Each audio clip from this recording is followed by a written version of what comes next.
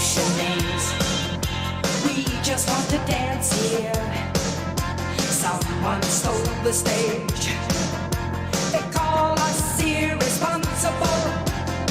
Write us off the page. Marconi plays the mama. Listen to the radio. Don't you remember? We built this city. Good morning, ladies and gentlemen. Welcome to the All-American Savage Show. I am your host, John Burke. This is my beautiful bearded husband, Josh. Josh, how are you this morning, you sexy bald son of a bitch? Oh, that never gets old. It never gets old. Never gets old, my friend.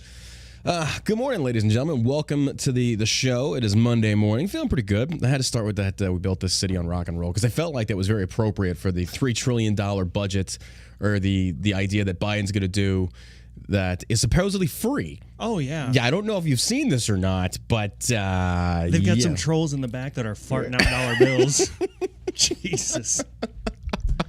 I don't know where this shit comes from, but people are going to buy into this. You know, I feel like, hold on, we got to slow down a little bit because I feel like we're just jumping straight into it. We're doing no foreplay. That guy's a total idiot. Oh, he thinks we're idiots. I know. Good morning, ladies and gentlemen. Thank you for tuning in wherever you're listening to us from, whether you're at home, on your way to work, you're at work, you're deployed, you're doing whatever you're doing. Thank you for being here and spending your morning with us. Thank you for sharing the podcast, whether it be on SoundCloud, Spotify, iTunes, or YouTube. Thank you very much. We appreciate all the love and support we get from you guys. This episode normally is brought to you by Shell Shock CBD, but I met a really talented gentleman at an event this weekend who owns Combat Comb Over. This is a veteran-owned company. This is basically a hair gel that's going to help your hair stay nice and hard, rock hard. All you do is rub a little bit, and then it's good to go. And his fragrances are amazing. I think it's combatcombover.com. Check him out also on Instagram. His stuff is really incredible. He's got a lot of amazing products. He's got one product that's called Big Dick Energy. It has a matte finish, medium hold, and it smells amazing. Smells just like penis. No, not really. But if it did, that'd be pretty cool. Although I don't know what your penis would smell like. I guess everyone... Yeah, right. Sure you don't. Sure you don't, yeah. We got to get promoted somehow. We got to make sales somehow. That's what we do. So check them out, combatcombover.com. I'll throw up a post on Instagram a little bit later, and you can check them out. And again, veteran-owned company, very good products here. They actually work. They do what they say. So... I appreciate the love and support there. So again, veteran-owned company, combatcombover.com. Check them out. How'd your weekend go? Pretty good. We went to that Van Gogh thing downtown Dallas. How was that? Yeah, for those that don't know, like apparently we'll describe it for the viewers because I saw the ads on Instagram and I thought about going. It was pretty cool. It's not the actual Van Gogh paintings, but it's like a video that they string together. It was really well done. Isn't it like videos on walls and they're constantly moving? Yeah. It's really cool. It's a little bit confusing when you go in there because there's three studios that the video is playing on simultaneously. Yeah. So we walked in and 20 minutes of the video had already been going by. So we started. Right. We just stayed in the same spot, but you can move around the place. It's actually really cool. Was it worth it, do you think? Oh, yeah. Wait, how much were tickets? I don't know. My wife got them. I looked into it. I think they were like 60 or 100. I forget. It was pretty cool, though. Did it have like theme music? Yeah, it was like relaxing. Oh yeah, it was. Could you bring kids? Yeah, our kids were. Oh, they did go. Our kids really liked it. Okay. It was. It was worth doing it if you're around. That's pretty cool. I thought about doing that. I just didn't know if it'd be worth it or not. But like, if you go after you take Delta 8, you'd probably love it even more.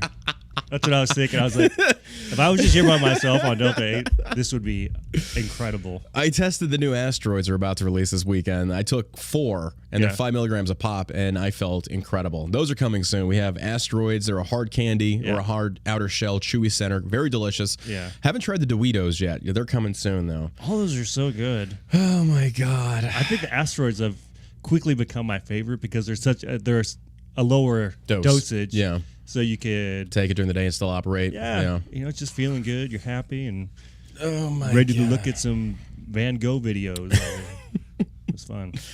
I went down to Austin and hung out with Jason from Grill Your Ass Off. He had an event down there at Chive headquarters. That was actually a lot of fun. Very interesting workplace environment they've got down there. Yeah. And a lot of people like the Chive. I don't know. Like I remember when the Chive first came out. And it was like Sarah had said, the original kind of like meme pages, I guess, in a sense, on the website and everything like that that's saying like, keep calm and chive on, all that stuff. And they've done just insanely well for themselves. Like their workplace is just, it's like one of those I hate to say it, but kind of like what they say, like one of those Facebook workplace environments where it's like, you know, they encourage freedom of thought and all kinds of stuff, and then you get your fucking hippies, and I mean, Is that like Facebook? Oh yeah, apparently, and then like Google Freedom of headquarters, like thought? no, they're taken care of there. Like if you actually look at the back end of how Facebook treats their employees, it's actually really well. Minus, you know, censoring out common sense voices and shit.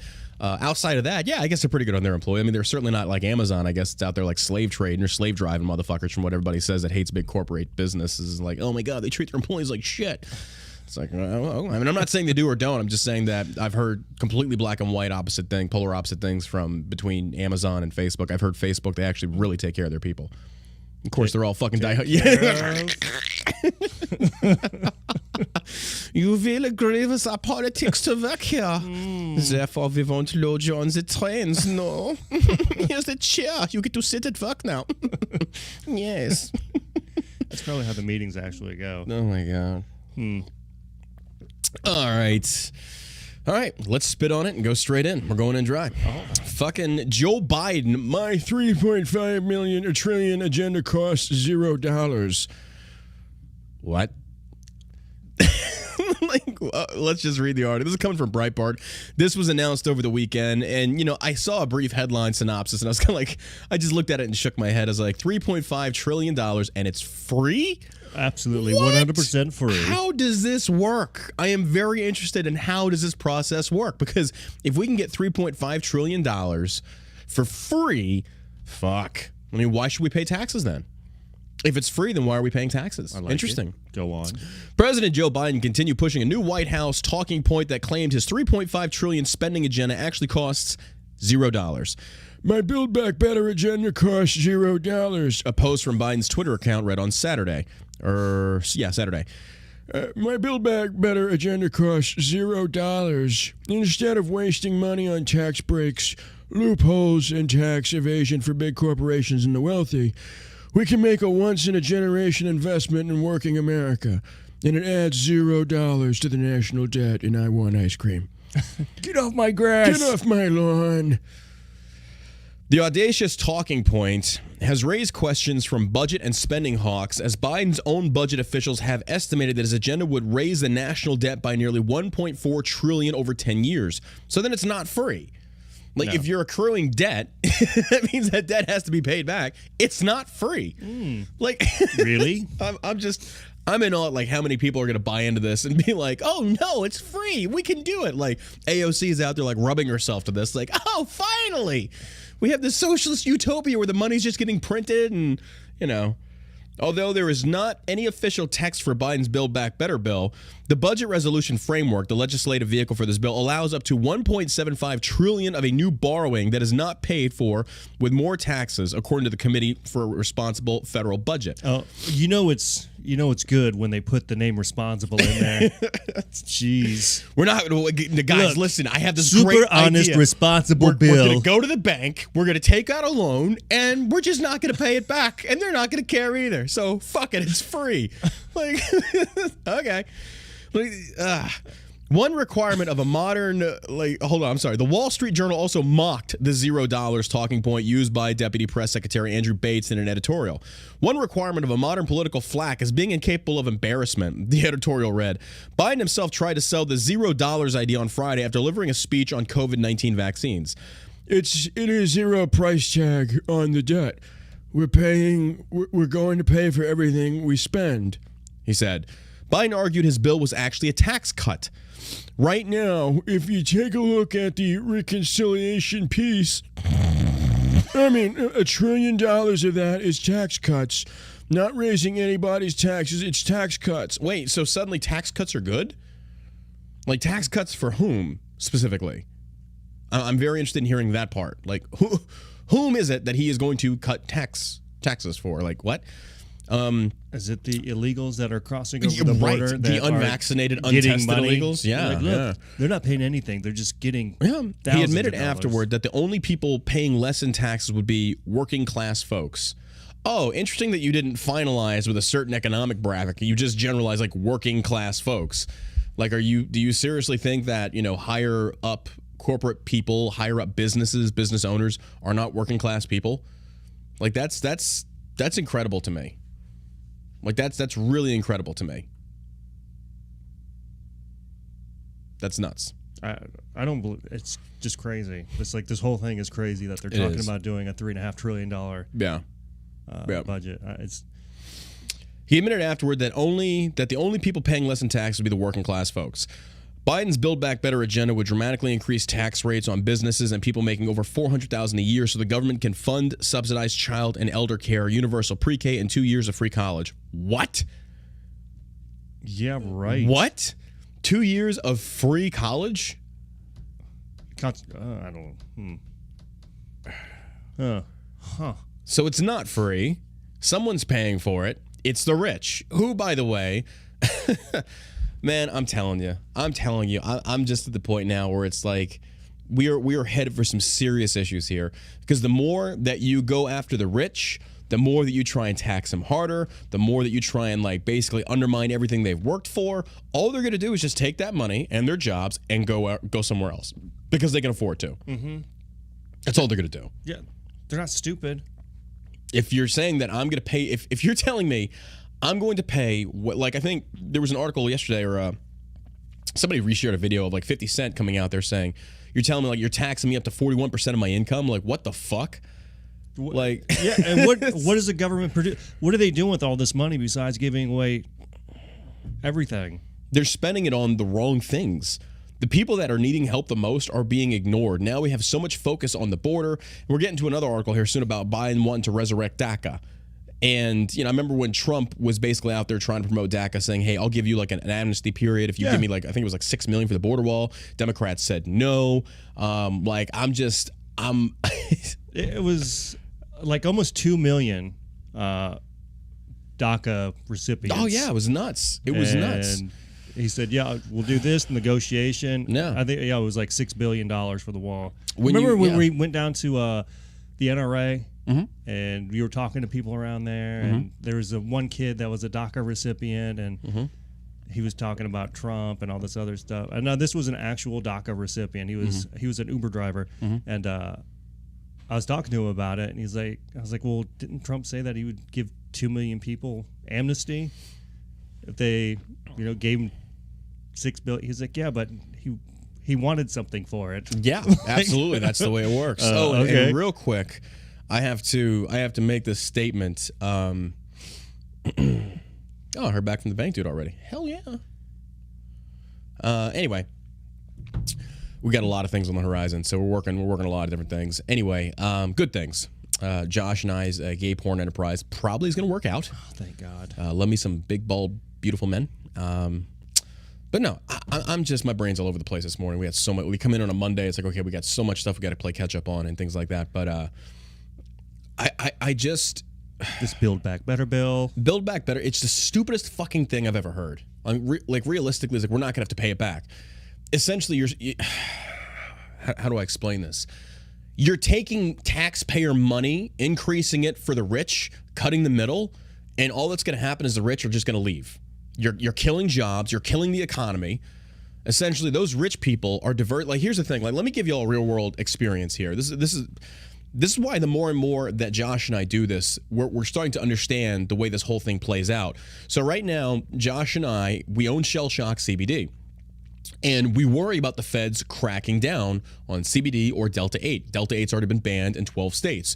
So once you start making a certain amount of money, it's in your best interest to diversify your portfolio, have different streams of income coming in so that if one business takes a hit or whatever, you still got 2 or 3 more to fall back on. Well, we're looking into investing into a certain property. Well, what this is telling me now is that if Josh and I hit a certain level, a certain financial level of success, we're going to be taxed even more, which it's already coming. We know we're going to get harder. Mm-hmm. If they took 41% of our tax revenue, or they took 41% of our earnings, that's going to cripple us.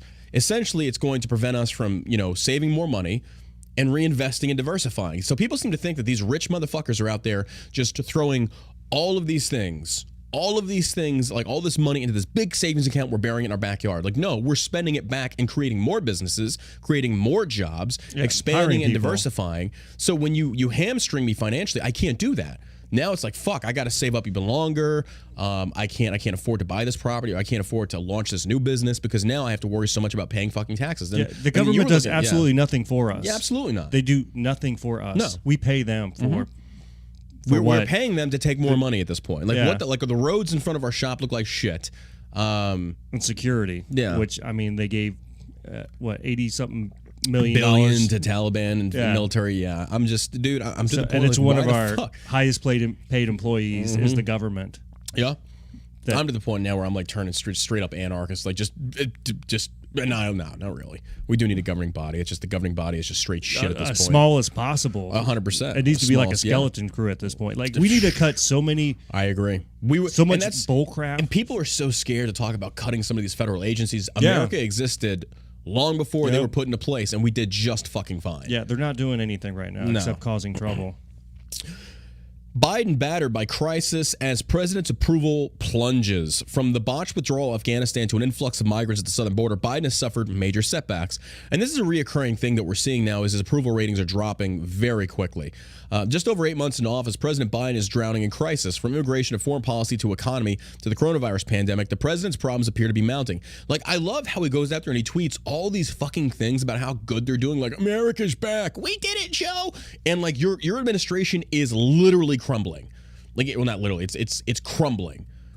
And I'm just sitting there looking at this. I'm just imagining at the gas pump, like those little commercials that play on the gas pump. Like, as you're watching him tout his economy as you're paying more, We're creating literally more paying jobs. more at the gasoline pump. Yeah. And then he says, like, we're gonna figure out and investigate why gas prices are going up. I mean, Oop, I just oh pooped my my pants. God. It's like, it's ridiculous. So, arguably, the biggest crisis facing Biden right now stems from his troop withdrawal, saw 13 American service members killed in a suicide bombing in Kabul. Biden was quick to blame others for the botched operation that saw the Taliban swiftly take over the country as Afghan security forces crumbled and U.S. weapons and equipment were seized. Taliban flew over the former U.S. embassy in Kabul, and Americans struggled to leave the country while the Biden administration claimed it was able to get every American citizen out of Afghanistan. And then it changed, and we all, we saw live that Jen Psaki was basically up there talking about all kinds of just different things. Like, oh no, it was like only 100 people. And then it was like, oh no, it's a few hundred people. And come to find out, like, it could be a few thousand people. Like, basically, it's we don't know. We don't know. And then Biden basically says, like, oh, they were told to leave and they didn't. It's like, come on, dude. And then the You're a drone liar. strike, for those that don't know, or I hope you do know. And then you have like this false dichotomy that all these liberals are trying to push out now, that basically saying Biden murdered 13 innocents, 7 of which were children. Like, what about when Trump did it? You weren't so vocal then. It's like, no, it's just as bad. It's just it didn't make national headlines as much as this. Half the shit I don't even know about. But if Trump was murdering innocent people in drone strikes, then yes, that is wrong. It's like, now there's a difference in freaking murdering 13 people because your intelligence was wrong and you killed the wrong motherfuckers versus sometimes collateral damage, which is unavoidable in certain circumstances. You do your best. You do your absolute best to avoid collateral damage. I mean, half the shit scrapped because too much collateral damage. So when people want to go out there and like make these comparisons of like, what about Trump? Let me just be clear with this. Biden voters.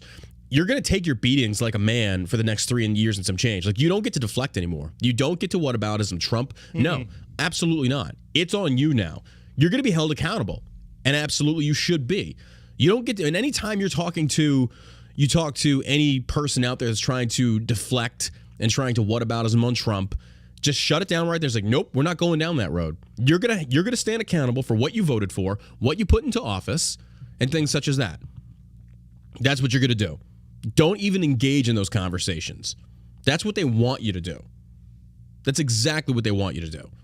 It's like, no, you focus on this issue. You talk about this issue. That's what we're talking about right now. Not what Trump did. You don't get to use the orange man anymore. You don't get to do that. In addition to American citizens being stranded in Afghanistan, special immigrant visa, SIV holders, green card holders, and Afghan allies were left trapped in Taliban. Because we know this. We saw this happen. It's just not surprising at this point.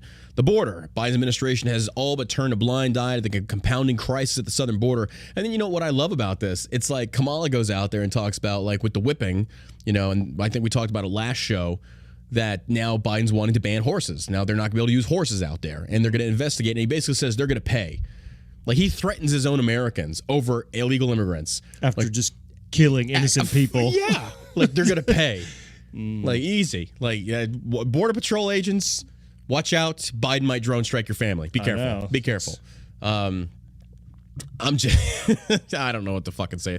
You go up there and you say things like they're going to pay. Like, what the fuck are you talking about, bro? They're gaslighting a lie. It's a total lie. Yeah. Everything that they're talking about. Like, You're 100% right. Everything. It was like, oh, they're whipping them. Like, no, those were reins. They weren't even used. In the video, I posted videos on my Instagram. You see them in the river. You see them grabbing these motherfuckers. And it's just like, what the shit? So this initial image that's circulating of the white cowboy grabbing the black Haitian, because Democrats definitely want to make it about racism and slavery. It's what Kamala Harris, a black Democrat, she jumped on that immediately because that's what she does. Al Sharpton went down there and he was booed. Like, oh, it was like, if you watch the video, if you want to go look it up, you can look it up. Al Sharpton went to go visit the border, and finally, people are like stepping up to this race baiting piece of shit. Like when this guy dies, it won't be soon enough. He's such a fucking piece of shit. Like he's cancer. I imagine these they people, just couldn't I feel find nothing anybody for. to go down there. They're like, who can we get to go down to the border? Exactly, 100%. Like, Sharpton will do it. Yep. He'll do Sharpton it. goes down there and he's holding this press conference, and they're putting their masks on right before the cameras go live, and you can see it all. And then Sharpton goes down there with his like little fucking Skeletor looking face, and he's just like, and he's trying to like spew all this bullshit diarrhea, and all these people around him are just like, why are you here? Go away, race baiter. Just fucking like, the thing is, like, these Democrats don't seem to understand, when you're going down to the southern border, the Texas citizens down there are going to step to you. They're going to step to you saying, get the fuck out of here. We don't want you here. You're just here to push a progressive agenda that is backed by elites, rich elites that live behind walls and compounds that don't have to deal with these day-to-day issues that we are. Like, you're coming down here saying, trying to apply your living conditions with ours. We are not the fucking same. We're dealing with drug cartels. We're dealing with sex trafficking. We're dealing with all this other stuff. Don't you come down here and bring your politics here for a fucking soundbite to like back your party. Fuck you. Unless you're doing something to help change this and protect American citizens, then get the fuck out. So, you know, Al Sharpton goes down there. He does his little briefing and he gets booed to the point where you can't even hear him talk. It's like, fuck yes. Fuck yes. Boo that piece of shit. What does he have to say anyway? Like, yeah. What's he weighing in on? Racism. 100% racism. It was a white cowboy that grabbed a black Haitian, supposedly whipped him. And they're going to do an investigation into it. So how much tax money is going to go into that? Like an investigation of a picture where there's no whip, it's reins, not even being utilized, and he's grabbing the dude's shirt. Like, oh my God. And then Rashida Tlaib and all the fucking squad and all the little woke progressive little feminists out there like, oh my God, they're treated so horrendously. But you will say nothing on children being raped and molested across that border. You will say nothing about the drug trafficking. You'll say nothing about that because it paints them as the horrible human being people. But instead, you want to paint them as victims so you can get them into this country so they can vote for you. Like, these elected leaders are fucking pieces of shit. Pieces of shit. And meanwhile, you know, young Americans or Americans at that southern border, they're dealing with this kind of shit. Well, fuck them. I guess they don't matter. Yeah. Like, how does it feel, or how could it feel, to know that you live on the southern border and you're dealing with illegal immigration at such a level, and your elected leaders are saying, well, we put more care into them than you. It's like, I pay taxes. Are you serious? That's why we pay taxes. Like 100%. For security. Yeah. For security, infrastructure, build the roads, highways, maintain law and order. Mm-hmm. It's kind of outlining that whole Constitution thing. I mean, that's the whole reason. Like Kamala's out there like, we're going to investigate ourselves. We did it, Joe. We found the racism. 10% should be plenty for everybody. Oh, yeah. Every single person. It's getting to the point where it's you pay 10% if you make, $35,000 a year. 10%? Well, 10%. I think that'd be fair, yeah. That's it. It's just ridiculous because all you're doing is hamstringing people from growing. Yeah. Yep. It's ridiculous. Additionally, Biden is claiming to have visited the southern border but has never made the trek down in his entire political career. Oh, no way. You don't say. What?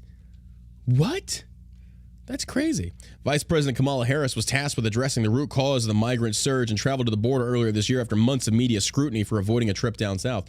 You pretty much think that if that's a crisis, an existential crisis like people are saying it is, that you would kind of be like the first thing smoking down. They say, okay, we're gonna roll up our sleeves and we're gonna go to work. And they're not. Like she went to, where did she go, like Vietnam? Or was it Vietnam she went to, or Taiwan? And she was meeting with the leaders over there. It's like, Kamala, we're not dealing with Vietnamese illegal immigration. We're dealing with other countries. And of course you've got all these Democrats on Twitter blaming America that we went in and undermined all these governments and, destabilized these countries. And that's why they're coming to America. It's like, you do have some points in that, but the overwhelming majority of it is still that we still have to have a border. We still have to have a vetting process. We still have to have legal immigration. But this is just, it's gotten ridiculous to the point now where I can't even imagine living on the southern border as an American and be like, this is just, why would I pay taxes? Why would I pay I'm paying my taxes in order for them to come over. Yeah. Like that's fucking nuts. Oh my God. Good old Biden. And here is where the monsters that have been created on the left. Here's where the monsters have been created on the left, and I'm referring to the BLM. New York BLM leader. This is how crazy. This is the twilight zone we're living in right now, ladies and gentlemen. This is how crazy it is. New York BLM leader says de Blasio's vaccine mandate is racist and specifically targets black New Yorkers. Okay. They're basically saying this. Well, let me first start. One of the leaders of Black Lives Matter Great New York chapter slammed Mayor Bill de Blasio for the city's vaccine mandate, explaining the mandate is racist and specifically targets black New Yorkers in a statement on Fox News. Shavona Newsom co-founded the Great New York chapter of Black Lives Matter and ran as a congressional candidate for New York's 15th district in the 2020 election. The former congressional candidate blasted de Blasio's vaccine mandate in a statement to Fox News. Although Mayor Bill de Blasio ran on progressive values, nothing in his tenure will attest to his campaign promises. Newsom explained to Fox, the September 13th vaccine mandate is racist and specifically targets black New Yorkers. The vaccination passports are modern-day freedom papers which limit the free will of black people. Okay, well, you had me at the get-go until you talked about just specifically black people, because everybody else is having this forced upon them as well. It's not just you, princess, and you're not special. This is why, like, the whole BLM movement's a fucking joke. It's why it's a joke. Everything they look at is like, oh, it's racist because it's specifically targeting me. Like, no, it's targeting everybody. Yeah. You're just part of it. Welcome to, having to deal with this bullshit like the rest of us. But instead, what they're going to do is isolate and draw back into their community and use their community as a means of, like, attacking back at the establishment. Yeah. So if it's instead of, like, hey, this is free citizens that should not be allowed, like, oh, it's because we're black. Well, you had me in the first half, and then when you made it about being black, it's like, no, now you're just retarded. And you're black. You just happen to be black and retarded. So, and this is what they do. Yeah. This is what they do. This is what these political liberals, this is what these political black liberals do every single fucking time. And then white knighting liberals go out there and back them up. Say, yeah, I'm speaking up for black people because I have white guilt and hatred. It's like, but in reality, it's like nothing has anything to do with your skin color and everything to do with forced mandated vaccinations and free citizens not being free. But if you want to instead withdraw into your community and say, make it about race and shit like that, in this instance, I'm supporting it because it's like one of those things of like, yeah, use this fucking BLM animal that you have fed into, Democrats, and watch it just fucking turn on you and devour you. But, also keep in the back of your mind, these organizations are totally full of shit. These Marxists, like, fuck no. But instead, it's like, step back, get the popcorn, and just let them fucking eat each other. Just let them do it. I love it. It's like, yes. And then, you see people like Johnny Depp did an interview. I saw it, I think it was Saturday. He's up there. He's like, cancel culture. It's gotten so bad now. Like, nobody's safe. It's never going to be the same. Then you got Rihanna. I see this image of her being shared with wearing a shirt saying, think before it's illegal. It's like, everybody's like, oh, they're praising these celebrities. I'm like, where were you for the past 6 years? Yeah. You said nothing. And now you're coming out when it's impacting you. Fuck the rest of us. Yeah. When you see conservatives and people on social media being silenced and censored and canceled, oh, you don't give a shit about that. But then when you realize, like, oh, fuck, this is coming after me, then too little too late now. Cancel culture's already in full swing. They deleted the president of the United States off of the internet. Like some musician or actor, you have the same. I'm telling you. Turns out the enemy of my enemy is my still, friend. It's still my enemy. Yeah. Yeah, I mean, it's the truth, though. But I don't know. It's just one of these things of you love to see it. You hate to love to see it. And this is where we're at now. Well, you knew it was going to happen eventually. So it's just like, it's just watching I just didn't it all see it unfold. happening in this capacity. You didn't? I didn't see, not in this capacity. I mean, you can kind of foresee it in other areas. It was bound to come full circle to where they were eventually going to have to eat their own words and be like, what? That was a bad idea. Yeah. And now, I mean, they need to apologize for what they need to do instead of wearing a T-shirt that says "Think before it's illegal." Illegal, yeah. Because you have NBA players now who are standing up and saying they don't want to take the vaccination. We're going to get to that, yeah, because now the NBA is rebelling. And for those in the chat, they're talking about, well, Johnny Depp's been dealing. Johnny Depp also said he wanted to fucking assassinate the president. Yeah, and fuck that guy. Yeah, fuck him. I don't really feel anything for him or the rest of them, so sorry. You can try and defend Johnny Depp all you want because he's an amazing actor, don't get me wrong. But don't sit there and just tell me that, like, well, you know, he was dealing with false accusations, therefore, Who cares? He's cleared. It's like, well, you still didn't say anything about cancel culture until it impacts you directly. But the other thing is, he never got canceled. He never got canceled for saying he wanted to assassinate the president. Nothing happened like that. People have gone to jail. Do for saying that with Joe shit. Biden now, and holy fuck, everything will just turn against you. You'll be canceled. We'll try to cancel you. So I'm just kind of like, I'm like, I don't know what you want from me. It's certainly not sympathy. You're not getting that from me. We've been fighting this for fucking 6 years. So, yeah, it's just one of those things that I don't give a shit. The vaccination mandates infringing upon the civil liberties of the black community. You see, you lost me when you said black. It's not about you, but everything with them it's all about them. She told Fox, it's more than we can dine or enjoy entertainment. Oh, wait. It's more than where we can dine or enjoy entertainment. It will result in loss of income. As of Monday, September 27th, black healthcare workers and educators will lose their jobs. Again, why do you keep bringing up black? It's the same across instead of like just dividing into communities, why don't you just unite with everybody and say, hey, this is wrong. This is wrong. Like, this affects free citizens, but the more you want to isolate yourself, you're going to be treated like an isolationist. The more that you want to withdraw into your little clique in your community, you'll be treated as such. So don't sit there and get mad when you're talking about, you know, willful segregation to protect your community. Well, then you know what? I don't know what to tell you. Like, when push comes to shove, you're on your own. She explained in her statement that de Blasio is fully aware of the hesitancy and distrust people of African descent have about vaccination and their interactions with government and law enforcement, she told Fox News. De Blasio chose to disenfranchise and force the very people who elected him into poverty and second-class citizenship, according to Newsom. And everything she's saying is right, 100%. Just minus the whole, I'm black and they're doing this to me specifically because I'm black. The vaccine mandates did not come about to enforce and enslave poverty on black people, because if that was the case, it would be only enforced and applied to black people. But it's being enforced on everyone. So I'm not sure where you're getting this. It's racism because it's targeting specifically black people. I'm in disagreement with de Blasio's choice, but to sit there and say that's because you're black is just fucking stupid. But it's the BLM. I mean, what do you expect? In looking at the population of New York as a state, black citizens account for 17.6% of the population, according to the U.S. Census Bureau. Yet black New Yorkers make up only 14% of the share of vaccination individuals. Yeah, so I think where a lot of them are getting this from is essentially the overwhelming amount of people that are not vaccinated is what they're saying is minorities. Like, minorities are not wanting to get the vaccine. It's not they don't have access to it because it's free. Everybody does. They just don't want to. Or it could be because, like Joe Biden said, they're too stupid to use the internet. They don't know. That was from Joe Biden. Because you don't know how to use the internet. Yes, they do. They're not cavemen. Like what? Like, do you really think these people are like that just fucking stupid? Man. Like with Joe Biden, like, do you think like the people of America or much less black people in general are that fucking stupid? They don't know how to use the goddamn internet. Like, seriously? Joe Biden is like old school racist. He is. Like, he's got his that 94 crime bill did put a lot of black men in prison. I do declare, them fields are looking mighty ripe with the cotton. That's fucking Joe Biden right there. He's like that. He's got like that 1950s Southern Dixie Democrat feel to him. I'd say deeper, like 1900s, early 1900s. Probably walks around with like a big old wheat straw hanging out of his mouth. Oh my God! This just in. Dog the Bounty Hunter joins Brian Laundrie manhunt. Says he received more than 1,000 leads. Dog tells Fox and Friends he hopes to zero in on potential search locations within 48 hours. Dwayne Dog Chapman said on Fox and Friends Monday he's received more than 1,000 tips since joining the search for Brian Laundrie. We've gotten over 1,000 leads, so we're going through all those leads, said the famed bounty hunter. It's incredible pictures of him here. They're here.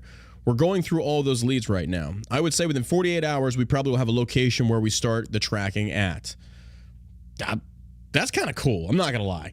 Like, I've never really watched the show. I'm not into it. I don't like reality TV. I think a lot of that shit is just staged. But this is kind of cool. Or he's just doing this for good PR. Like, I don't know. Like, is Dog good at his job?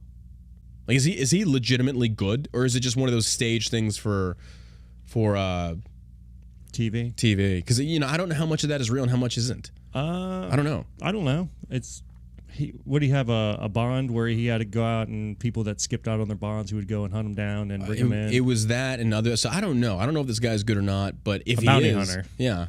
I mean, I would imagine you don't get that famous sucking. You know, I don't know. Everybody's saying. Some people are saying he's half decent. Some people say both. Some people say yes. Haven't seen any no's. I don't know. Okay, but he does have some of the best looking hair. No, he doesn't. On this. No, he does not. He could use some combat comb over. Subtle plug. There we go. That was his real job for years. There we go. I mean, so again, you don't get that. I don't like. I don't know. I wonder how did he get famous? I never looked into that. He just kind of appeared on TV all of a sudden because I think wasn't he out of Hawaii? Yeah. Him and his then wife, who I think passed. Yeah, they were big. Like their whole family was into it. Yeah, I watched it a few times. I never watched it religiously though. Right, but when it came on, you're like, okay. Yeah, it's like it's talked about it. Yeah. But reality TV is like you just don't know what's real and what's not. It was kind of like watching a train wreck because they're not like the most savory. A trailer trash train wreck. Yeah, we've got blonde mullets. We've got inbreeding. We've got bad credit. Platinum blonde mullets, power mullets, because it was like super business up front and then way party in the back. So I don't know. It's one of those things like I just can't stop watching. It's like the Kardashians. Like, what the fuck are wrong with these people? It's probably just a production company in Hawaii who ran into him and be like, you know what, this would make such great cringy reality TV, and they were right. It's interesting. But apparently he's hot on the trail. I hope he finds him. Dude, I like Ryan Upchurch. If you don't know who this guy is, I just started following him. He was following me. Like, I talked to him just briefly. But he's doing his own investigating now, and I was kind of like, wait, what? But I watched a 5-minute video he put on his social media, and he has, like, a solid lead. Does he? Like, he's thinking there's a third party involved in this whole situation. Because it's just like, whoa. Because he actually brings it up. He actually did some detective work because I was in the gym this morning. I was like, wait, now Ryan Upchurch has some decent Christian music or country music, excuse me. And this dude shit talks like a fucking king. Like, this guy is a king shit talker. Like, he's good. He's really good. Like, I look at this dude, he's like a redneck version of me. That's what I like about him. He has better facial hair. But he goes on there and he's looking at geotags. He's looking at times that are posted. And if you go watch the video, I'm like, holy fuck, this guy is good. Like, this is smart. Like, this is legitimate detective work. So to summarize real quick, he was looking at the geotag and then the hashtags, the location, found another couple there, same time frame roughly, and I'm probably going to screw this up. But essentially, he said they were wearing masks. You couldn't see their faces. Well, on the dude that's missing, they're looking for, who supposedly murdered his girlfriend, I think he went live on his Facebook for like 2 seconds. They caught it or some shit like that. And there's also this other picture that's like blacked out, but you see eyes and you see a nose. And Upchurch notices like they're geotagged, and I'm probably getting this way off, but essentially he's saying this was posted on one of the accounts. That ain't him. I think there's a third party, and this dude might be dead. He might be murdered, and somebody else did it. It definitely is possible. Stalkers. It is completely possible because also this woman I think had a large YouTube following. Right. So it very well could have been a stalker. You don't know. But the way Upchurch did it, I was kind of like, wait, what? And he was getting some flack for it. I was like, oh, God, here we go, an influencer, redneck motherfucker. Because I saw some of the comments. I was like, okay, well, let me just listen to what he has to say. And I was like, this dude actually has some fucking good points. I was like, because he was like, hey, FBI, if you want to talk to me, don't kick down my door. My old lady be pissed. But I'll share what I found. And I was like, and like I said, he draws it out. He edits the video very well, and he shows you everything. And I'm like, fuck me, that's good detective work. Okay. Good for him. Hey. Ultimately, come to find out, in like a year from now, it was Carol Baskins. Better do it, Tiger. Fucking Carol Baskins. It was her. God damn it. No, but I mean, like, congrats to Upchurch. I hope it leads to something. But if so, good fucking detective work. If not, well, then you wasted a lot of hours. But, you know, good job, man. At least you're trying. At least he's trying. No, he even fucking said that if somebody gives information to the discovery of this dude, he'll also tack out, I think, another $50,000. Like, I think the FBI put out $20,000 for leads to this guy if it leads to his arrest. And then Upchurch comes out and says, I'm throwing in $50,000. Like, God damn. Like, that's good for you, bro. They didn't have anything on the Clintons, did they? Oh, my God. Wouldn't doubt it. Wouldn't doubt it. Oh, my God. Hopefully Dog does something. But Dog the bounty hunter. Ladies and gentlemen, make sure you're checking out shellshockcbd.com. You see the tankards right in front of me. We've got them for sale now. They're limited time. That's right. We're closing down Tipsy's Woodworking. The tankards that you see for sale, that's it. They're limited. That's all we've got left. Once they're gone, they are gone. We have some amazing, great crafted, made right here in America, made right here in Texas, actually. Yep. Great prices. They have you can use hot and cold liquid. Don't put them in the microwave or the dishwasher. Use warm soapy water, cleans them right out. Great wooden tankards. We also have the pipes. We've got everything that we talked about before is now live on the shellshockcbd.com website. And a little tab at the top, it says Tipsy's Woodworking. Click on that. All of our inventory is there. Once you get it, it's yours. And it's like we've been selling like fucking these fast. Are really beautiful, man. Because they've got like the acrylic inlays in it. Yeah, it's got the just paint actually. All of them are and every one are unique. You're not going to no one or no two are the same. Yeah, and it's beautifully done. Yeah, they're very really, well really crafted. Nice. So appreciate all the did a great support. job. Yeah, Micah and Josh are back there just fucking killing it, doing a damn good job. So check them out. Again, it's shellshockcbd.com. We have Delta 8, we have CBD, we got all kinds of great stuff. So appreciate the love and support. You guys are amazing. Thank you for doing stuff like that for us. It helps us to continue progressing and expanding if we just don't get the shit taxed out of us. oblivion. It's coming. Oh my God. I don't know. The guilt-free taxes. Nobody's going to pay for it. Nobody's going to pay for it. It's free. It's free. CNN fails to cover sexual harassment allegations against Chris Cuomo on air. What? You're kidding me. Stop. Are you serious? I wonder why that is. Maybe it's because a certain brother is on CNN? I'm guessing. Cuomo was accused of squeezing ABC News producer's backside in 2005. Why can't you just say buttocks or bucket, but backside? Like are we really that concerned? Are we that concerned with making sure that we say it right? Like the backside, they're buttocks. There's nothing wrong with saying buttocks. It's proper. It's proper terminology. You can say that. It's okay. I don't know. I see stuff like that and it's like, stop pussyfooting around it and just say it. I'm weird though. Same people that say they're multiple genders, and I'm to the point now where it's just like nothing surprises me anymore. You got Fredo on the front of this, and this article comes from Fox. Like Fox is digging at CNN hard. Like they are digging into them hard. Like there was like 3 or 4 articles on this today. CNN has kept viewers in the dark about its most watched host Chris Cuomo being accused of sexually. Oh wait. Whoa, this is Chris. This is Fredo. Wait, there's new allegations or new accusations made towards Chris Cuomo? yeah. Oh fuck. CNN has kept viewers in the dark about its most watched host, Chris Cuomo, being accused of... And here's the sad thing. It couldn't have happened to a more deserving person. It couldn't have happened to a more deserving person.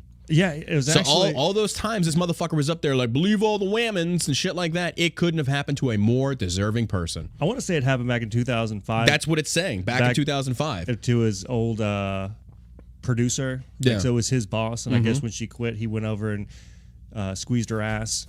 And then wrote her an email about it. That's how you can, you comfort somebody that was fired. It's like, hey, let me just touch that little rear end of yours, that little like, tight little tushy. yeah, That'll make you feel better. Pat, pat, pat, pat, pat, pat, Now pat, that pat. you're not my boss anymore, it looks like I could do this in front of her husband, no less. Oh my God. Former executive producer Shelley Ross outlined an incident where Cuomo squeezed the cheek of her buttock without permission in 2005 in a guest essay for the New York Times on Friday. She also produced an email where Cuomo appeared to admit to the incident and apologize for his behavior. The CNN host then reiterated his apology to Ross in a statement to the Times. CNN has not covered the story on air through 9 a.m. ET on Monday, according to a search of the network's archive using Graben Media. Ross wrote that she doesn't want Cuomo to lose his job for groping her. Instead, she hopes he uses his platform to journalistically repent for his behavior. Okay, now wait a minute. Now hold on. Sorry. I do not like fucking Fredo. I think this guy is literal fucking cancer incarnate with a skin sack around him. But wait, this happened in 2005. He wrote you an email. He apologized for his behavior. And you're wanting him to come forward, admit, and use his journalistic skills and integrity to do what exactly? I'm sorry, but this sounds like you're clout chasing at this point. Like, no, you settled back in 2005. He wrote you, he apologized. Apparently, you accepted it because clearly you have no malice in this. But now you want him to come forward, do like what the fuck? Like, I'm sorry, but I don't like this dude. But I think this is a little like, huh? But we didn't make the rules. No, we they didn't. made the rules. Yeah, you're right. You're 100% right. So it's kind of like, all right, fucking do it. Do it. You're going to have to take your leave, sir. He should be fired according to how the standard they've created across the board. Like, if you've had any bad experiences in your past, so I mean, Glenn, if he wrote this email, he admits to it. He grabbed her ass. Like, that's sexual assault. Yeah. So CNN, we firing this dude or what? I hope so. We gonna fire him or what's up? Unless they... Or no, that's just gonna get swept under the rug. No, it's not a big deal. CNN's website does not appear to have covered the story either. Aside from its newsletter, a CNN.com search Monday for Shelley Ross did not turn any recent hits. Well, of course not. They gotta bury that shit so deep.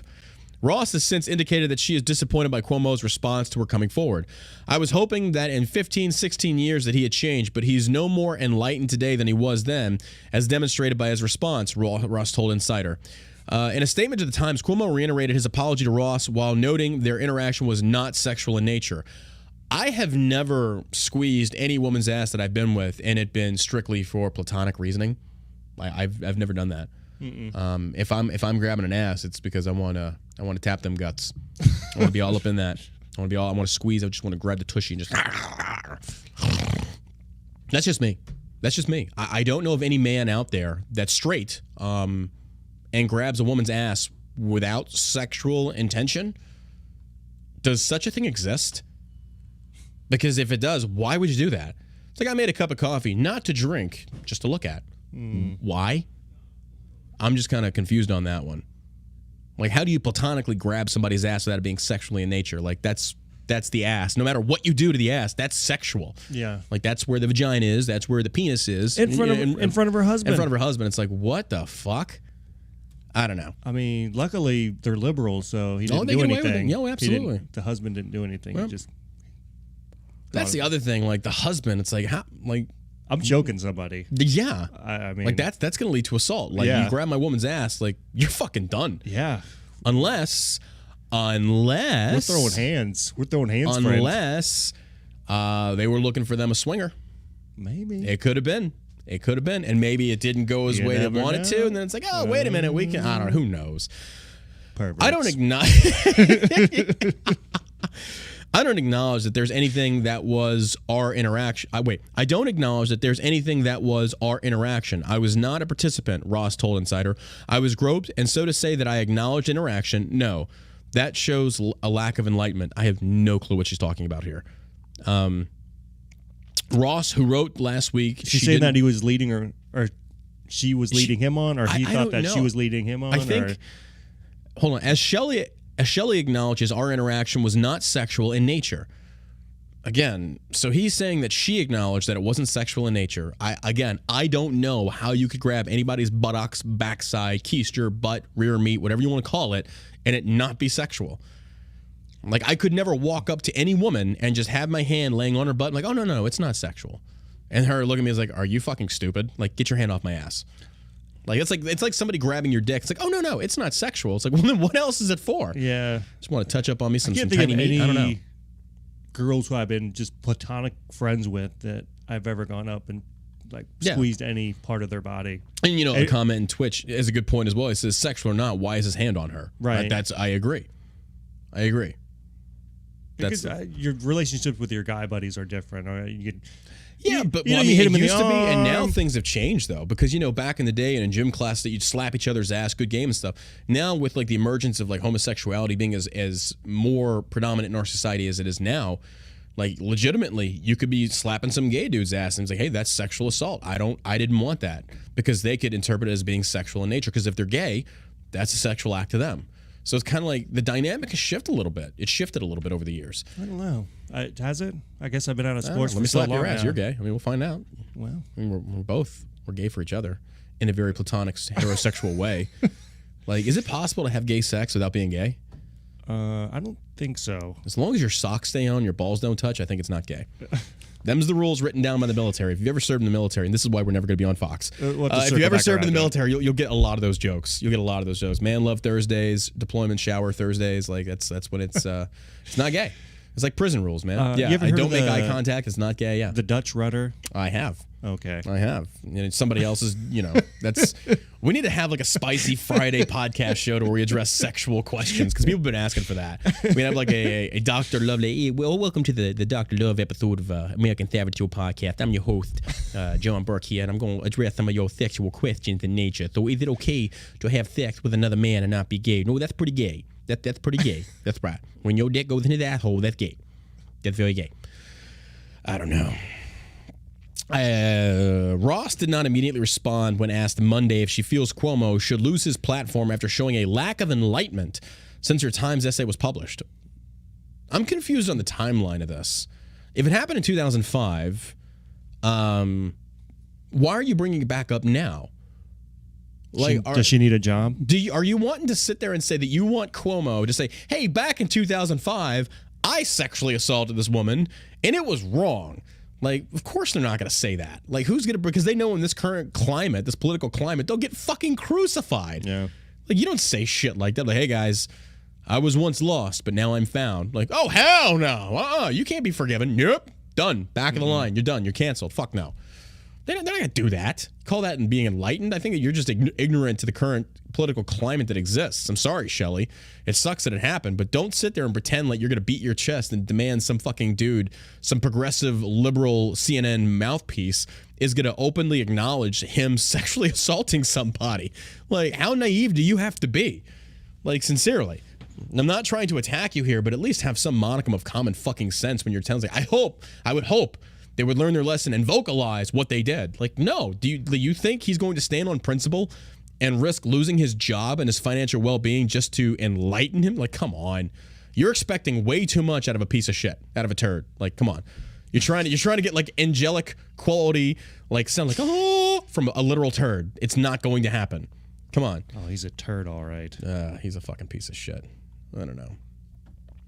And yeah, Barry says he did it in front of her husband for a reason, 100%. Whether it be a power flex or they was looking for a threesome, I don't know. But if you really put yourself in that circumstance that you're standing in front of her husband and you grab her ass in front of her husband, that's either you think you're untouchable or she was giving indicators she wanted it, or, there's a whole slew of different things. And I'm not saying that's what she did, but what I am saying is there's very different possibilities and reasoning in his own mind as to why he did it. Mm-hmm. Or she's lying and she encouraged it. I don't know. But the point of the matter is still... Well, he wrote her a text. He wrote her an email. Yeah, so he admitted to it. So then, and then she said it wasn't sexual in nature. It's like, there's just so much confusing stuff about this. Yeah. I don't think the truth is actually out there. And I think both of them don't want to admit the truth. Instead, they're keeping it very light, And honestly, I don't really care. To be honest with you. Who really gives a shit, right?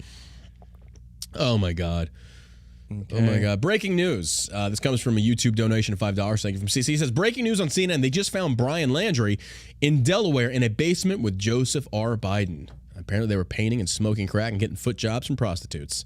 That's not really breaking news, ladies and gentlemen. Don't believe it. It's It's fake news. It's a joke. Fake news, folks. CNN addressed the situation in its Reliable Sources newsletter Friday, but anyone who relies on the liberal network's on-air reporting for information missed the story. CNN's in-house media pundit Brian Stelter failed to mention the story on his Sunday show that covers the media industry. What? You talking about that short little fat bald dude that he's not going to come forward with the truth? Stop. No, just... What? Fair? Oh, my God. He's got to be like one of the biggest losers. Yes, absolutely. Biggest losers on television. How that guy is able to... I don't know. Report... I don't know. Anything to anybody is beyond me. A trained fucking giraffe could just sit there and do his fucking job. Yeah, it's terrible. It's horrible. Like, why? How brainwashed do you have to be to watch some of these shows that you can clearly see there is an inherent bias being projected nonstop? How would you like to be the person that has to take orders from that guy? Whew. Fuck. Just his voice alone makes my skin crawl. You got this face I just want to punch or fuck. Either one. I don't know. I want to stick my... I don't know. CNN's website does not appear to have covered the story. Blah, blah, blah. Ross has now indicated that she is disappointed by Cuomo's response to her coming forward. Yeah. And then another article. Fox is like going after CNN hard on this one. This was published an hour ago. because the enemy of my enemy is still my enemy. 100%. Chris Cuomo, oh my God. You know what would be so fucking hilarious? Is if this blows up and CNN shit cans this dude and then Fox hires him. Cuomo? Yeah, imagine that. How fucking Well, hilarious they would hired that Donna be? Brazil. Yeah. And that's, I was like, okay, Fox News is because done. you remember when it was Hannity and Combs? Yeah. I think Combs was the liberal and Hannity was the conservative. Right. And they try to like pit those two against it, and that that didn't last very long. But that'd be pretty cool if like Fox like hired Cuomo to like come over and like be like the contributing liberal. You're like eat that pie, bitch. If you Eat that pay him pie. enough, he'll be a Oh, conservative. 100%. They don't have any morals. Another article pushed out by Fox says Chris Cuomo's sexual harassment accuser. CNN host hasn't changed since he groped me. 2 articles on this. The veteran television journalist who accused CNN of host Chris Cuomo of sexually harassing her when they worked together at ABC News doesn't think the Cuomo primetime namesake has learned his lesson. In a guest essay for the New York Times published Friday, former executive producer Shelley Ross wrote Cuomo squeezed the cheek of her buttock without permission in 2005. She also produced an email where Cuomo appeared to admit to the incident and apologize for his behavior. Ross expected CNN's most watched host to have evolved since the incident occurred, but feels his response to her essay proves he's no more enlightened today than he was in the time of the inappropriate touching. I was hoping that in 15, 16 years he had changed, but that's no more enlightened, and we already talked about that. Ross's essay included a copy of an email from Cuomo the same evening where he said he was ashamed of his behavior, and even noted actor Christian Slater had been arrested for similar conduct. Cuomo, who was 34 at the time of the alleged incident, asked Ross to pass along an apology to her very good and noble husband, and added, "I apologize to you as well for even putting you in such a position." He said he would remember his lesson the next time he was happy to see her. In a statement to the Times, Cuomo reiterated his apology to Ross while noting their interaction was not sexual in nature. As Shelley acknowledges, our interactions was not sexual in nature. It happened 16 years ago in a public setting when she was a top executive at ABC. I apologized to her then, and I meant it, Cuomo said. However, Ross doesn't seem satisfied with Cuomo's statement. Okay, look, I fucking hate to say this, but what do you want from the man? Like, he apologized. If he did it again, like, yeah, I mean, yeah, but what do you want from this guy? Like, he went out there, like, I don't know the like, they're saying it wasn't sexual, like, hey, good to see you, slap on the butt. No, I don't see it that, but if he, like, he knew what he was doing. Like, let's not play stupid. He knew what he was doing. He was trying to push the boundaries and see what he could get away with. But then he apologizes. I don't know if he made up for it. He's, in my mind, he's probably out there still doing this shit. What if he's untouchable? She gets to grab his butt cheek? There we go. That's fair enough. Fair enough. Lady, you get to grab his butt cheek in return. No, yeah. Yeah, absolutely. Or one dick punch. Either one. I don't acknowledge that there's anything that was our interaction. She says, I don't acknowledge that there's anything that was our interaction. I was not a participant, Ross told Insider. I was groped. And so to say that I acknowledge interaction, no. That shows a lack of enlightenment. Ross wrote last week she didn't wish for Cuomo to be fired from CNN, where he's been an anchor since 2013. She instead urged him to journalistically repent. She wants a public apology for an incident that happened in 2005. That he wrote an email, apologized, and apparently she was okay with, and now she wants another one publicly? Like, no, I'm sorry, lady. Like, I mean, okay, there's 2 ways of looking at this. Like, the non-biased, realistic way? No. Fuck no. He apologized, you accepted the apology. You don't get to come back years later and say, now that you have a bigger platform, you should apologize again. Fuck no. Then you didn't give a fuck about the first apology. You're just using this as leverage, and that makes you a piece of shit in my mind. Or the second side of this coin of, fuck yes, crucify this motherfucker, let that liberal fucking bias and hypocrisy come full circle and nail his ass to the cross. Fuck yes. So I'm kind of like either way on this. And like you said, I just don't fucking care. Like, I just love it. Right, so she held on to that email from 2005? Yeah. Journalistically repent. Like, what the fuck does that mean? She held on to it. She held on to an email from Do you have any emails from 2000? Like 2000? I don't even think I had an email in 2005. Oh, yeah, I do, yeah.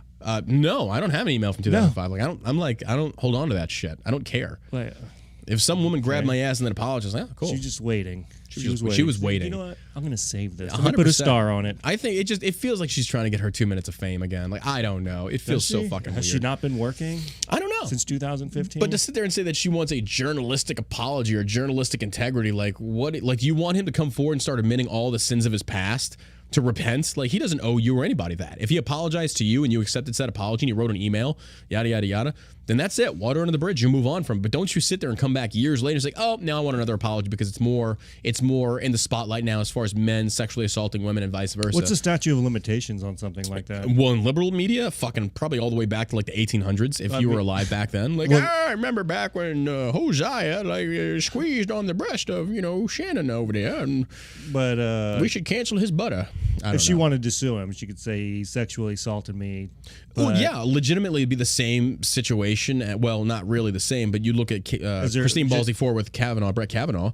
Those accusations dated back 35 years of gang rape. And literally produced no evidence. No evidence. Zero just evidence. Yeah, zero evidence. But she could have taken him to court and. Well, yeah, but I mean, but the difference there though is she's got the email from him. That's confirmation of you admitted your guilt. Here you go. So I think she probably that was rape, as opposed to grabbing someone's ass cheek. But you could still sue. I don't think you can. Yeah, oh, absolutely, you could for sexual assault, 100%. Or maybe she was like, "Hey, if you don't pay me." $1 million, I'm going to release this email that you sent to me back in 2005. Well, I'm just saying that if she wanted to move forward legally and sue him for that, I think the simple fact that she has the email and didn't do anything about it legally for so long would go like strongly against her in court, if that makes any sense. Like, why did you wait so long? Yeah. Like, I think now you're just using this as opportunity. So, gentlemen, just keep your hands to yourself and you can avoid these issues. Almost sounds like a money grab to me. Yeah, I think it is as well. And that's why I think a lot of actual victims are undermined by things such as this because, they're afraid to come forward from people like you and I, like speculating about, it's like, wait a minute, is this a power grab? Is this clout? Are she trying to create some? Because unfortunately, it's the other people that are doing this. They're ruining it for actual victims that want to come forward. Yeah. That's the problem. That's what sucks. And, whatever. Good old Cuomo. Washington school bans pro-police flag, claims it's political, but permits BLM and LGBT messages. A teacher in Washington state was ordered to take down a pro-police flag in her classroom over claims it is a political symbol, while messages supporting Black Lives Matter and LGBT pride flags are allowed in school. Okay, here's the thing. Don't allow any of it. Like, don't allow any of it. Don't tell me that hanging a Blue Lives Matter flag, and I support the Blue Line, don't get me wrong, to an extent. Don't tell me that hanging a Blue Line flag is not political. That's 100% political because in the current climate of what's going on with the hate for cops and defunding for police, and I'm not saying she's right, I'm not saying she's wrong, I'm saying the nature of said flag is political. So if she shouldn't be allowed to have the Blue Line flag, there should be no LGBT flag, there should be no BLM flag. It's all rooted in politics. It's all rooted, politically for the most part. Remove it all.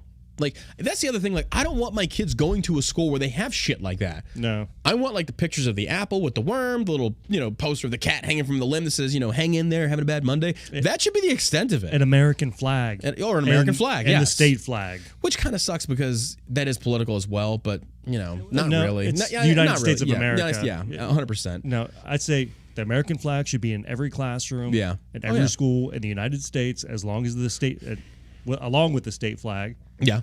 And, leave it at that. I saw there's the leave liberal, the gay flag out and all the other anarchist flags and all that leave other it alone. bullshit. Yeah, let them. That's what college is for, and they pay for that shit. And that's up to the parents whether they want to teach their kids that. It's not up to the state for them to decide what your kid is gonna. What they want to teach them about sexuality. 100%. And I feel like these teachers, they're brainwashing the youth. That's where they get it from. Like, there was a video that circulated this weekend. I posted one of them. It got deleted. It got taken down because the was it Yuri Bezmenov? No. It was an actual. It was actually a fucking racist as fuck one. Where is it at? Who posted it? Damn it! I'm telling you, if you go back and look at any of the Yuri Bezmenov videos from the 80s, the KGB defector, he talks about what's going on right now and about how it takes about a generation to indoctrinate the youth. Oh, yeah. They do it through the schools. Oh, yeah. And that's how they do it. So now these kids, you could show them the truth. You could tell them, hey, you can show them proof of everything that's going on, and they're still not going to believe you because when they get older, their mind will change. I think when they get older and they start to see. I don't know. You've got a bunch of old people now who are fully indoctrinated with. Well, I'm not saying for everybody, but I'm saying that there's a commonality that as you grow older, people tend to turn more conservative fiscally. When you're younger, you have all these grand ideas. It's rooted in this perspective that you want to fight for something. You want to fight for something just, and they want equality. They want all this stuff, but they don't realize they're fighting on the wrong side. Like your side is screaming it the loudest, but through actions, they're doing the complete opposite. Versus the other side that's been painted like the right being painted as like racist, all this other shit. It's like, and I can't even justify in saying that Republicans are all without blood on their hands. They clearly are. But it's like, I feel like if you're going to be on a side, like I would certainly not pick the left. The left is just so full of hypocrisy, and everybody who's a Democrat right now is a total scumbag. And now about 90% of Republicans that hold office are probably scumbags. And you have like the good people in politics, I feel like, are on the Republican side or libertarian. Well, then you have like people like Tulsi Gabbard, who I do feel like she's a good person. So she's like that 0.05%. Yeah, she's the rarity. And then you got your Rand Paul. I mean, feel like Rand Paul's good. Yeah. You got Jim Jordan. I think, who else is, I'm sure there's another handful. Rob DeSantis is good. You know, Jury's still out on that one. I mean, he's doing really good. I'm still waiting. On DeSantis? Yeah, I'm still waiting. I still have this weird feeling, but I don't know. I think. I mean, but he went out when Biden took away all their antibody treatments, all the therapeutics for treating COVID Greg patients. Abbott just passed a law talking about insulin prices, saying that we're not going to pay outlandish, and it's just kind of like, it's like, I don't know about this. Like, well, I'm telling you, know about this. For like, the COVID crisis that's going on, they should have had therapeutic tents set up from the very beginning. That's a total lack of leadership in our government. Oh yeah, they could have saved thousands, tens of thousands of lives. Just I think it's because it goes with the narrative, man. It goes like when like what you just said. Like you look at Joe Rogan, who goes out there and tries ivermectin and all this other stuff. Yeah. And the press just instantly turns and attacks him. Nicki Minaj starts questioning it, still saying she wants to get jabbed, but questioning it. Press turns and attacks her. Everyone that goes against the mainstream narrative, they attack, they deplatform, they demonize, they try and make they gaslight them like left and right. Where like once, like literally overnight, these public figures were so well beloved that they make one statement and boom, they come after them. They come after them hard. I mean, that is like the biggest eye opener, that when the media crucifies you for even just asking a question, just to educate yourself. That tells you they want you dumb and falling in line blindly and doing what they say. Well, you for can't the betterment even of the country. Support a political candidate without suffering some sort of retribution. I mean, you couldn't say, I support Donald Trump in fear of, your car being vandalized or your house being vandalized or being fired from your job. Yeah. Think if you worked at Google and you voted for Trump, and the next day they come in and they have a big conference saying, we lost this one, guys. This is our fault. We're going to do better next time. Everybody was crying. Think if you voted for Trump. Yeah. You think you'd still be working at Google? Fuck no. Fuck no. Fuck no. But you could go anywhere. You could work for any company and say, yeah, I voted Democrat, and nobody's going to give a shit. Yeah, there's not going to be any pushback. No, even if you're a Republican, you'd be like, okay, well. I think that's where, and that's what scares me, honestly, is that I think a lot of Republicans are going to get fed up with that. And they're going to start to mirror the left, and then we're going to really have some issues here. Because once the right starts fighting back to that capacity, it's game on. The right's been, of all groups, I really feel like the right has been way more tolerant than the left. Way more tolerant. You remember with Milo Yiannopoulos and Berkeley? Yeah. Remember all those things, like people being assaulted, women being assaulted by men, Antifa, stuff like that? You don't see that on the right, not to that extent. It's more just sticking up for other people. Well, I mean, you see the tiki torture idiots on the one fucking campus. Like, okay, those are a bunch of fucking morons. And the other stuff, like you see, like in the January 6th riots, there's actually investigations going down to where there was Democrat provocateurs in that audience dressed up in MAGA. There were. Yeah. So it makes me question how much else or how many other things were staged with paid actors and provocateurs to give the appearance, because that's all it takes now is one picture to generate a headline and to demonize an entire group of people. That's too easy. And we've seen videos like where CNN is setting up at an event and they go on like the street corner where like a protest is passing by, and it's not a very big one, but they set the angle to where they make it look 10 times bigger than what it is. And then it's kind of like there is clear manipulation of information here, and no one knows what to believe anymore. Yeah, unless you're actually there, they're showing you what they want you to see. Yeah. Like I don't even trust Fox. Like I read don't some either. of these articles. I haven't watched Fox since 2016. We're an opinion show here, ladies. Like we're an opinion show. Don't take us for your news source. If you do, you're fucking wrong. And don't even take CNN or Fox as your news sources. You gotta go and do your own research. 100%. And I think a lot of it is that we look at various different sources, and I think if all sources are confirming one thing, then you've got some legitimacy there. But if Fox is putting out an opinion piece, and that's the other part, is a lot of these networks are putting out opinion pieces and making it look like it's actual fact-based pieces. It's not. When Cuomo goes on there, when Don Lemon goes on there, those aren't news pieces. Those are opinion pieces. So they're doing exactly what we're doing. We're giving our opinions on certain current events that are going on, but don't take it as like legitimate actual news. Like this is us giving our opinion. And people don't understand that. They take it as like, that's the gospel. It's like, no, it's an opinion. It's an opinion show. You know, we're not an actual. If I was a news show, I would say, hey, my name is John Burke. Welcome to blah, blah, blah, blah. This is what's in the news today in Baltimore, blah, blah, blah, blah, blah, blah, blah. That's all there is to it. And I really feel like if we were actually to do something like that, we'd probably be pretty damn successful if we reported just the news. Just the news. Just facts. Like, because. That's the name of my favorite political website. Just the facts, ma'am. I think that, for example, over the weekend, I got tagged. Gun Owners of America tweeted out this article, or tweeted out this screenshot of essentially Republicans voting in favor of a red flag law that targeted the military. And then there was a list of Republican senators that voted for this and said, did your senator vote yes? So I saw this, and I've trusted Gun Owners of America to do the research on stuff, you know, because they're a big organization. They're not stupid. I posted it.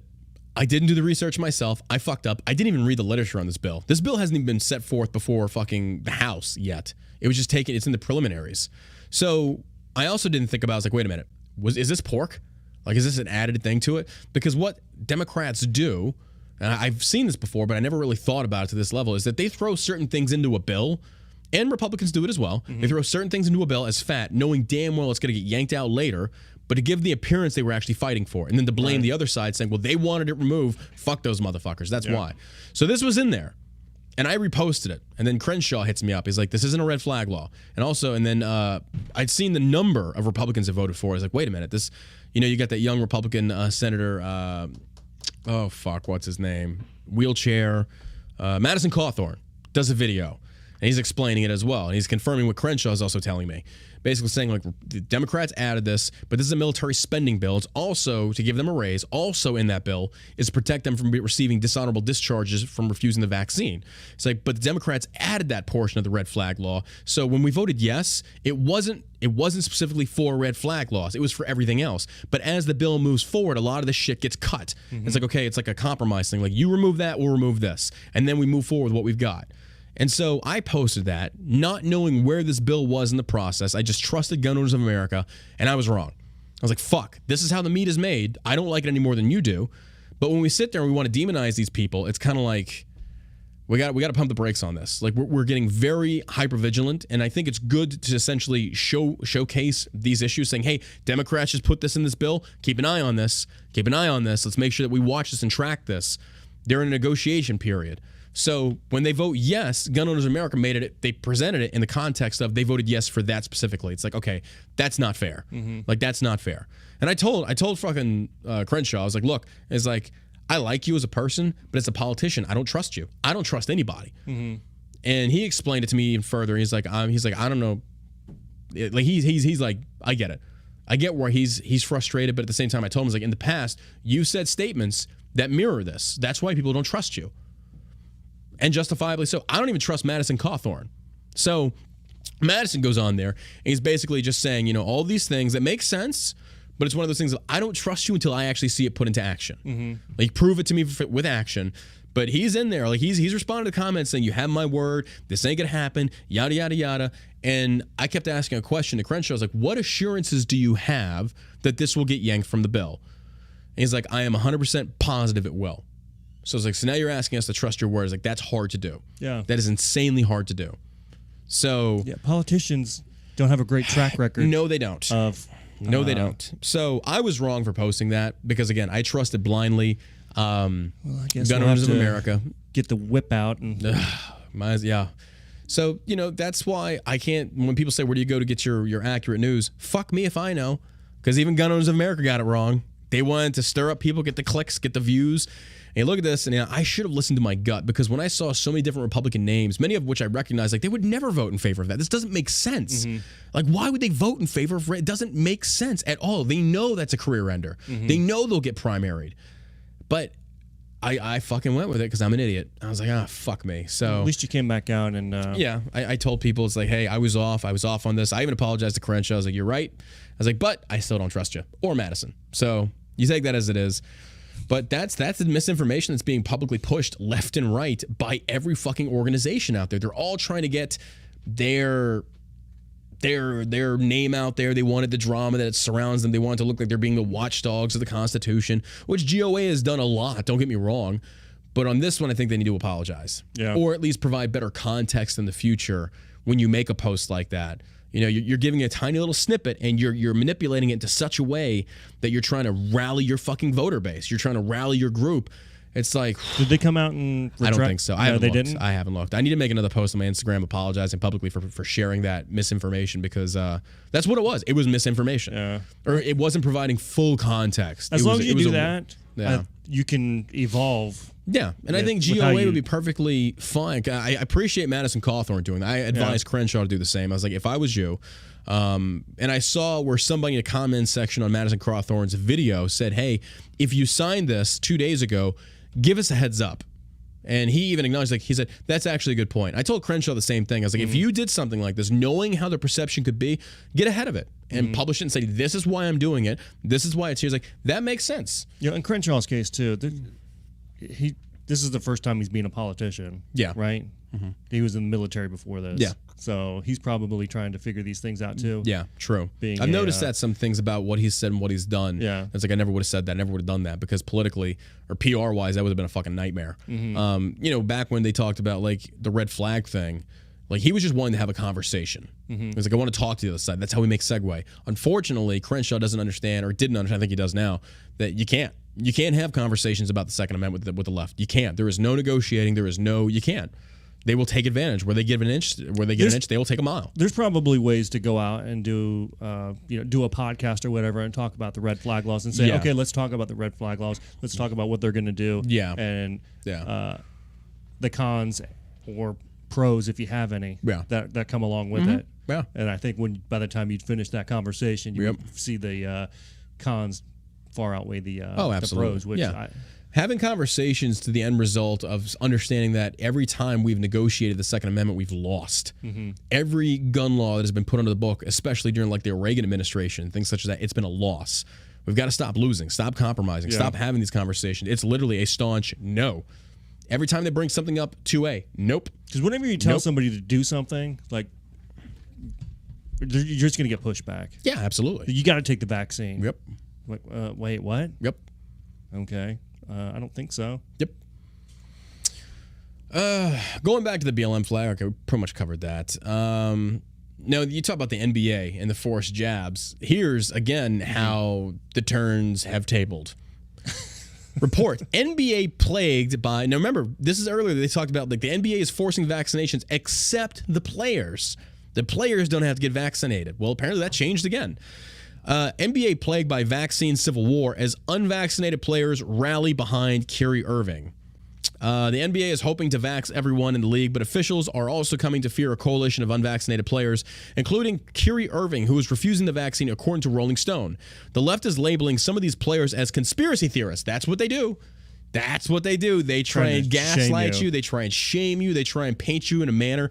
Like, I've told people, it's like, I'm not anti-vax. I'm not. I got vaccinated. My children got vaccinated. I am anti-COVID vaccination until I know for full reason, without a shadow of a doubt, this thing works and there's no negative side effects to the extent of what they're claiming it doesn't have. And when you say, hey, trust us, but by the way, the government's protecting us to where there are side effects, you can't sue us, I'm really not going to trust you. It's like, fuck no. So the left is labeling some of these players as conspiracy theorists for refusing to take the vaccine. According to a report by Rolling Stone, the league is worried that players who are resisting the vaccine, such as Irving and Orlando's Jonathan Isaac, will band together and resist the efforts to fully vaccinate the whole league.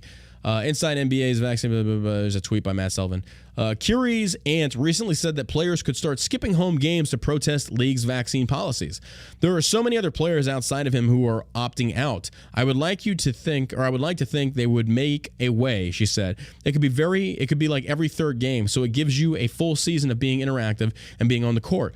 But with the limitations that they are, of course, oppressing upon you, there can be some sort of formula where the NBA and the players can come to some sort of agreement. Yes, it's called freedom to choose. And if you're vaccinated, what are you worrying about? I mean, if you believe in your God, King Fauci, so much that the vaccine's going to save you, what are you worried about? Unless you don't believe that the vaccine actually does, or it's not even a vaccine, you don't believe that the shot does what they actually say it does. Maybe that's the case. I don't know. Maybe you're getting a vaccine and you're still getting COVID. Maybe Like Chris Rock. Trust me, you need this. You need this. More people should be pounding their fist about therapeutics. They're not going to. That's what it should be. It's There should Joe be tents Rogan, set up all yeah. over the place where you could go in and get an IV. Yeah. I think with them doing that to Joe Rogan, that scared a lot of people. Because if Joe Rogan, as center aisle as he is, like if the media is willing to crucify him over something like that, and then Nicki Minaj and the rest of them, they're scared. Like a lot of these public figures are fucking scared because the press is the biggest enemy. They're the monster. They are the monster that if the press turns against you, you're over. You're done. You're canceled. Your career is kaput. Because they sway the Roman mob. The Roman social media mob has the power, and the press is the mouthpiece. And the press is going to go where they see the progressive voice going. Because if they don't want to be canceled themselves. That's the problem. Biden tries to revive DACA amnesty. President Joe Biden's Department of Homeland Security, DHS, will issue a draft regulation to revive all or part of former President Barack Obama's DACA work permit program for roughly 800,000. This is his way of trying to compromise the border. That's his way of trying to fix it. Let's bring in an amnesty. DHS is complying with the July 16, 2020 order issued by the U.S. District Court for the Southern District of Texas, which prohibits DHS from granting initial DACA requests. An agency statement said Monday morning, the Biden-Harris administration has appealed the Texas court ruling. Of course they are. They say one thing and then do another. Like, you say one thing and then you do another. Like, what is it, Joe? What the fuck are you doing at the border? What is going on here? It seems like there is no action being taken. You know how many Haitians came across the border? Like over 14,000? We covered the last I don't show. know. Yeah. Well, they don't know. They reported 14,000. You said, you had a good point. You said, whatever the number they give me, increase it by like 5,000. Yeah, the Homeland Security guy has no idea. Yeah, like this is how insane this is. He said, I don't know. I don't know that number. And this is our taxpayer money. It said, how many had COVID? Well, I don't know. Okay. Let me get my checkbook now. How much more money do you guys want? It's fucking nuts. It's this is crazy. what we're paying taxes It's for. crazy. Our border patrol agents are not being given what they need now.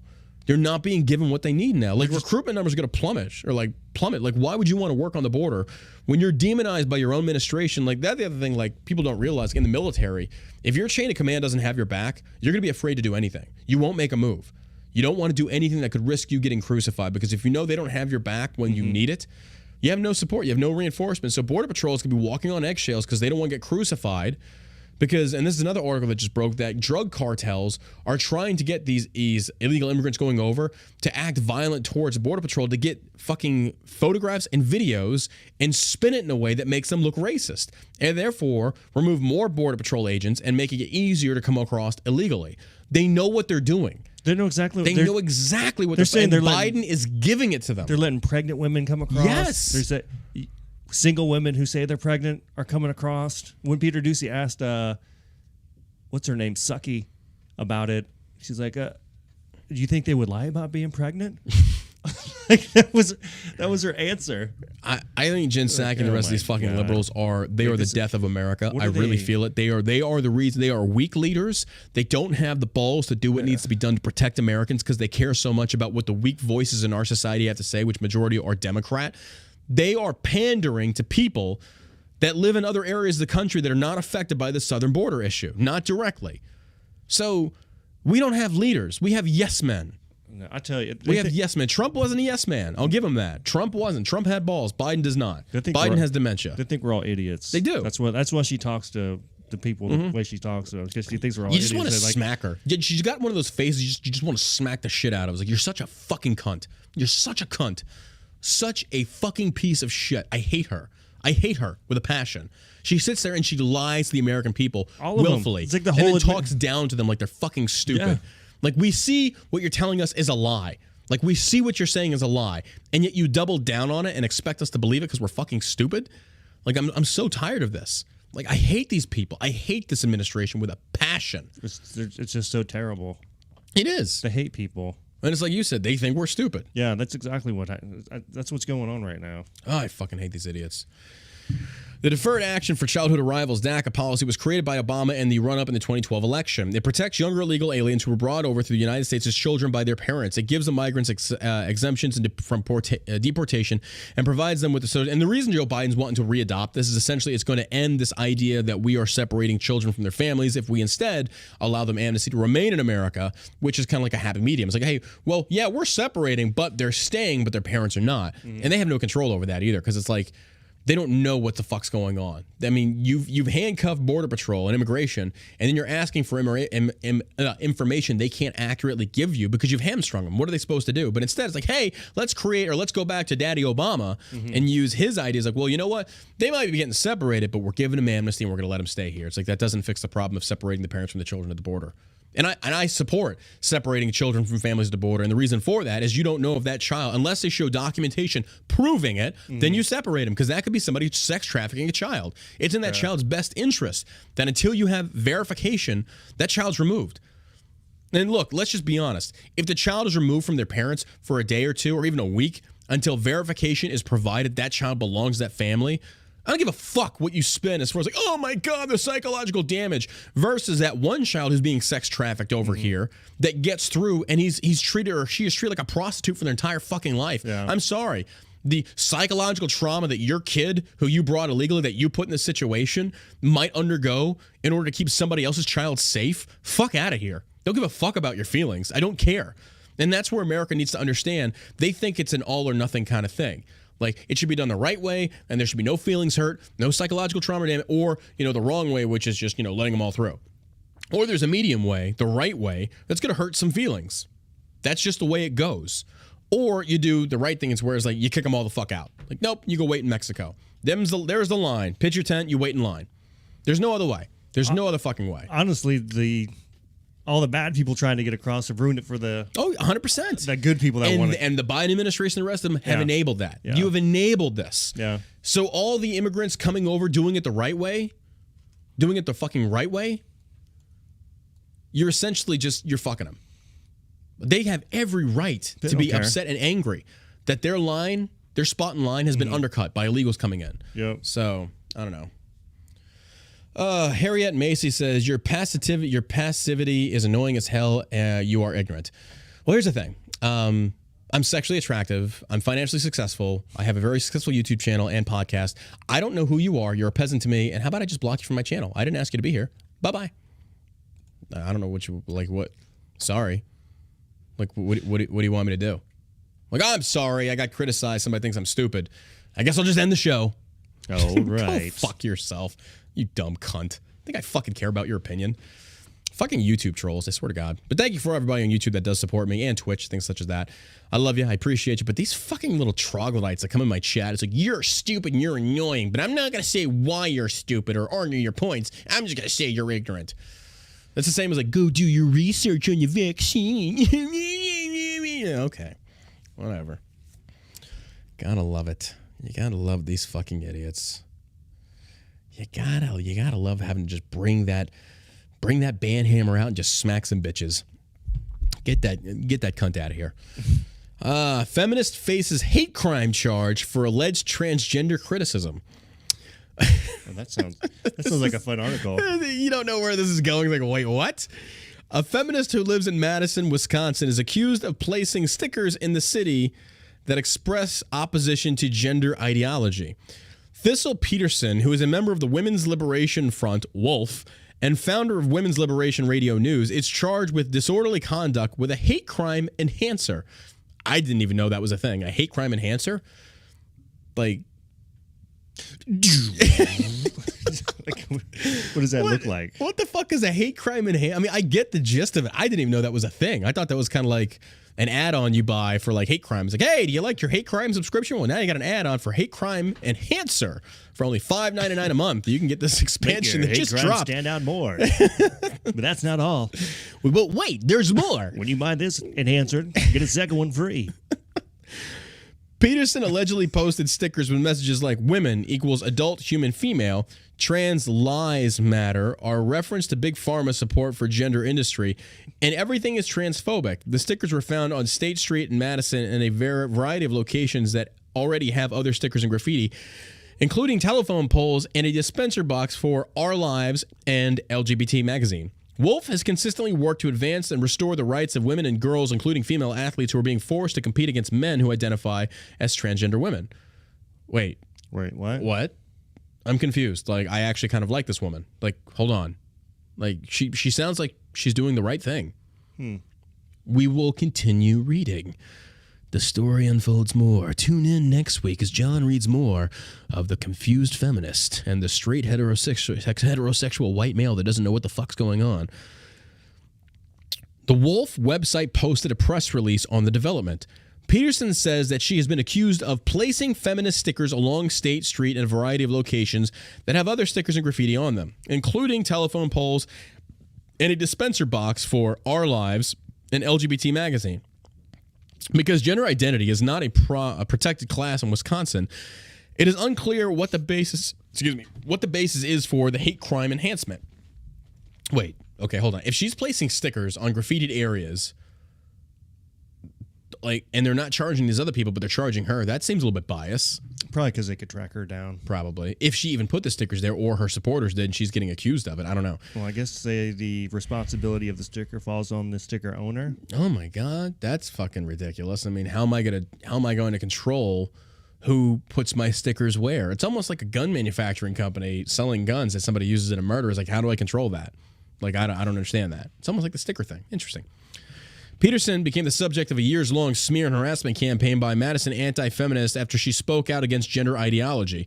Oh, okay, so that's why she kind of stuck her foot in her mouth. So, there's no such thing as gender ideology. It's a fucking social construct, blah, blah, blah. And now I don't even think she knows what she's talking about or what she stands for. This campaign has included threats of violence against her in a local Facebook group. Wolf has launched a petition calling on the Dane County DA to drop the citation and not pursue criminal charges against Thistle Peterson. Even if true, stickering feminist slogans in areas already full of stickers and graffiti is neither disorderly nor hateful.